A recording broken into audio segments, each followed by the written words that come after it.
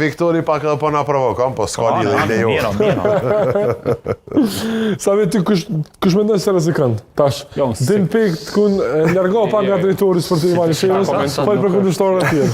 Si ta ka sa mi fol të sana. Nuk është punë ime me komentu këtë pjesë. Po pse, na po komentojmë matematika, gjëra elementare, kush i bën 50 pikë për shtanë, ç'e tha trajneri? Nuk e di.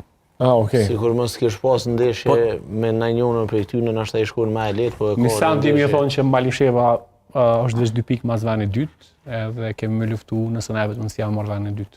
Okej, në podije do të thoni për fitore apo? Lërek, do të me diskutu një punë që dha trajneri, e s'di sa e morën vesh çfarë çka tha. Hajde shpjegona pak. Nëse niveli I ligës sport me ligë 2 është çaq I madh, edhe lojët e Barashit është problem për ligat e para. Është problem. Problemi është Zhbitjen e kalum s'ka që entrenar në penallti, ka pshullofi. Po, flasim për si vjet, është kampionat.